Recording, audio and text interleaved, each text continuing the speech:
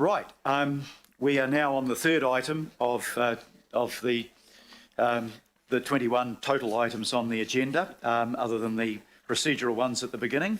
So let's see if we can make progress on this one. This is another recommendation from the Regulatory Committee, item number 11, the proposal to amend the animal management bylaw. I will ask Councillor Cooper to move that. Do I have a seconder for that? Councillor Casey. And I'll also ask, firstly, I should make sure I've got people at the table that I need there. Katarina, if she would like to come back, and Magda, sorry, have I got my right item here? I have, but I've got a different set of people on it. So that's good. I'll ask Linda Cooper, please, to lead off and introduce the item.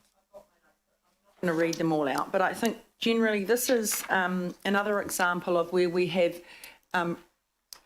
over the course since amalgamation, have pared down our bylaws. We've, for the most part, teased out all the contentious issues, and when we're reviewing them, we're finding we've got pretty good bylaws, but there's always, things that can get better. Pretty much the only thing that's been an issue is how we manage beehives in urban areas. So that's going to be highlighted in this, but I will pass this over to Magda and Katarina. Thank you. Magda, would you like to lead off on that? Sure. So there is just only one proposal in this bylaw, a new proposal in terms of the beehives. So what we're basically saying that we're allowing Aucklanders to keep up to 2 standard beehives without needing to obtain a license or an approval. That's the rest of the 2 proposals are just pretty much just making sure that the standard of the bylaw complies with what we currently have. Thank you. So we've got a very straightforward item here. I'll ask if there are any questions. Councillor Tracy Mulholland. Oh yes, thank you, Worship, and I'm very, very supportive of that. I think it's fabulous because I'm not sure if people or councillors have looked at the actual increase of beekeeping and apiarists in the area. It's absolutely outstanding that we have so many people interested. I'm just wondering, once this has been approved, if it's approved and it passes, Your Worship, how this will be communicated so that we can positively share with our communities that they are now able to have 2 hives. Kia ora. Magda. Sure. As part, once the proposal is approved by the governing body in November, we are planning to send all the communication to absolutely everyone in Auckland through our Auckland channels, as well as making sure that all those people who are keeping bees are well informed through specific communication to them. Thank you very much. Councillor John Watson. Thanks. This is another issue that's been pretty prominent in our ward, and I think there was that close-up or one of those documentaries on it.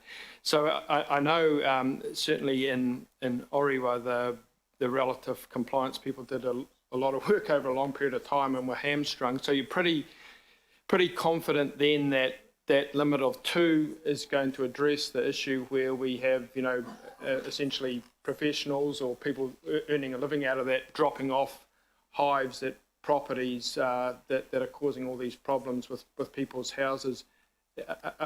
Is that number, I guess what I'm asking, is that been informed by feedback on the ground from the people that have been involved with this for some time? We believe that the proposal is a proportional response to the issues that we currently have in Auckland.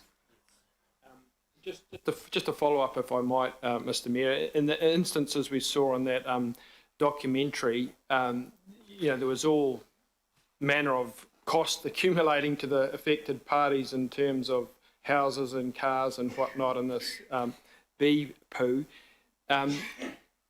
Is there any, and I'm thinking of the 2 and maybe, some situation where there could be an accumulation and that problem could persist. If it did, and hopefully it wouldn't, I'm correct in assuming that there's no other regime for seeking redress in terms of costs or anything, then we're just back to to square one in terms of effects and people being liable. Is that right? Yes. Yes, if this didn't end up as a workable solution for compliance and enforcement staff, then we'd have to step back again and look at what are the number of hives that are appropriate.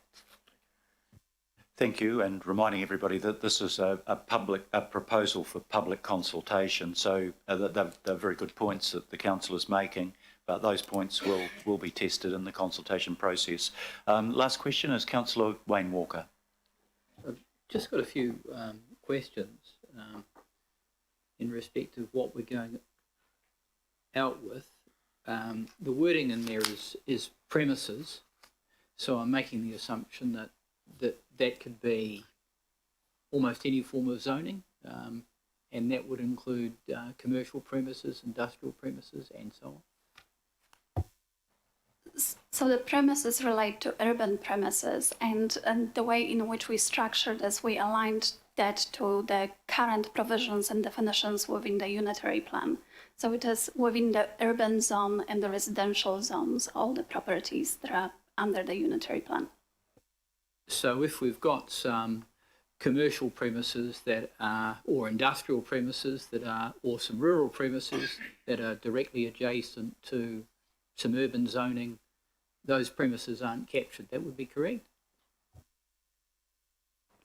This proposal does not relate to rural properties.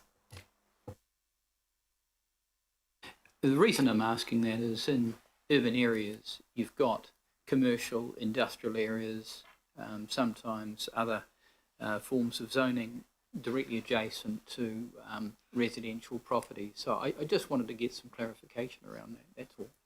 Through the chair, no. So we haven't got those interface issues managed. It won't apply in commercial areas, even though they may impact across that urban commercial boundary. Sure, I don't have a problem with that.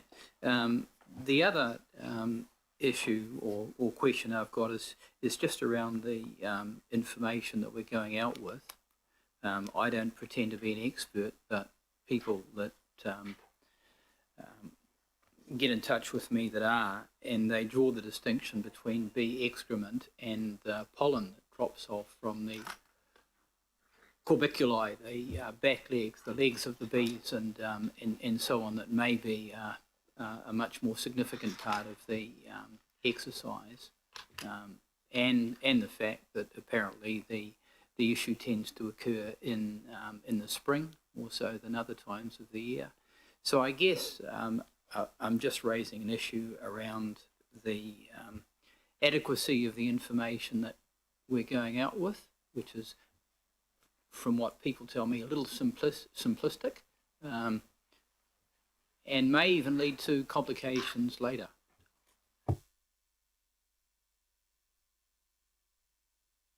So through the chair, are you concerned that they either want more or less beehives allowed based on that evidence? No, I'm just raising some issues around the information that's informing what we're going out with, Okay. which is expressly referring to bee excrement. Okay. And I'm just drawing to your attention that there are various forms of things that bees drop. The other matter that I just want to ask is, sure, we can have this, but then it becomes a matter of how we enforce it. And I'm making the assumption that, like a lot of things, we'll tend to enforce something when there is a nuisance rather than a circumstance where there may not be. And yes, and in this case, we're actually responding to current issues that we are experiencing, which will give enforcement officers an ability to do something. Thank you very much. So we're now open to any comment. Some of the questions have probably contained an element of comment, but if there's no comment,